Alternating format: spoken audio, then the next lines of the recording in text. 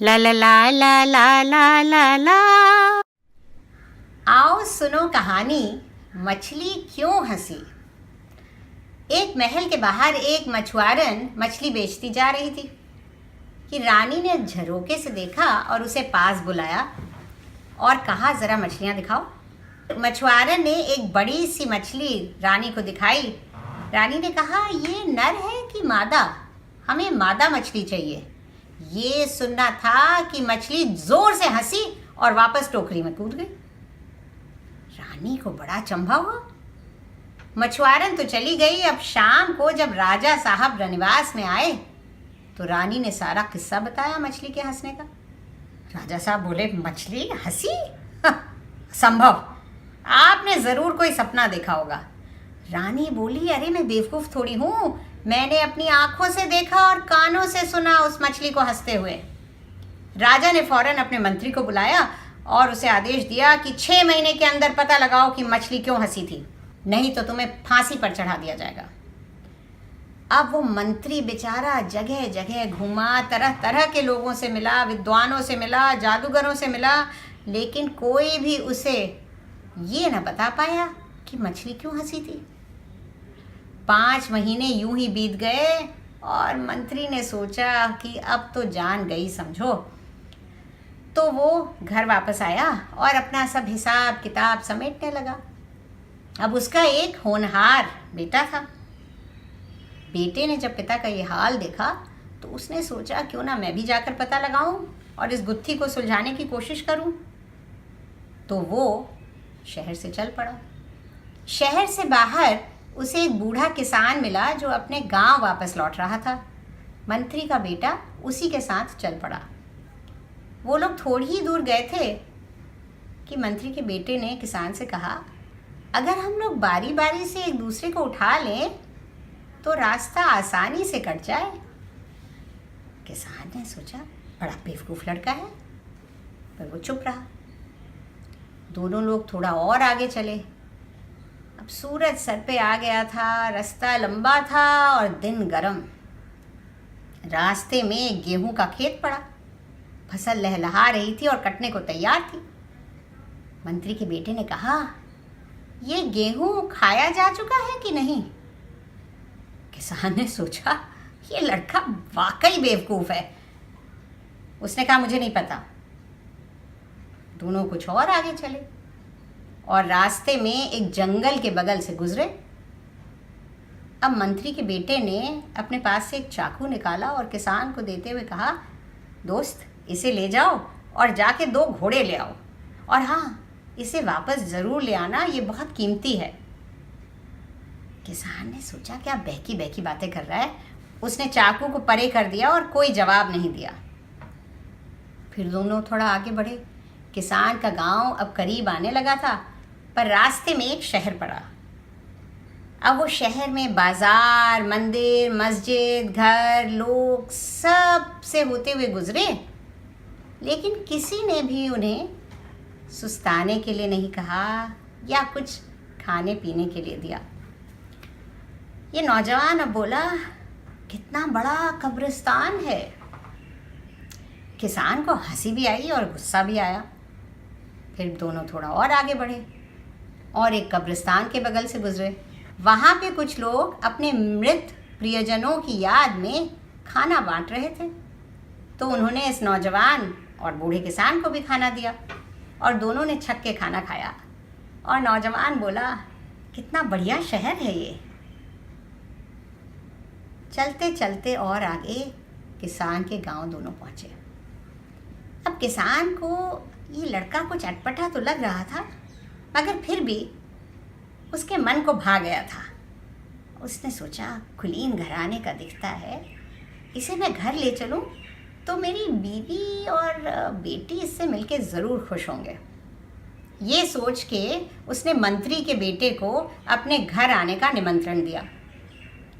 मंत्री के बेटे ने कहा, ज़रूर, पर आपके घर की शहतीर, यानी वो बीम जिसके ऊपर छत टिकी रहती है, मजबूत तो है ना? किसान को फिर कुछ समझ में नहीं आया। वो मंत्री के बेटे को वहीं बाहर बिठा के और जल्दी जल्दी आगे अपने घर तक पहुंचा कि अपने परिवार को इस नए आगंतुक को लाने की खबर दे सके। वहाँ पहुँच के उसने अपनी बीवी और बेटी को सब किस्सा बताया और कहा कि बड़ी अजीब बातें करता है।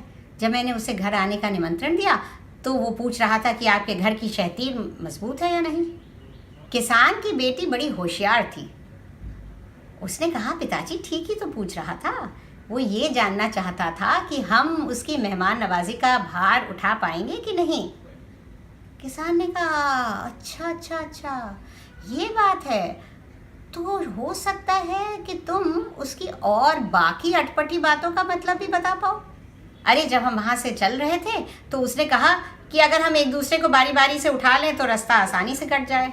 किसान की बेटी ने कहा, हाँ पिताजी, वो ये कह रहा था कि अगर आप दोनों एक दूसरे को बारी बारी से कहानी सुनाते चलें तो रास्ता आसानी से कट जाएगा। हाँ, किसान बोला, ये मतलब था उसका।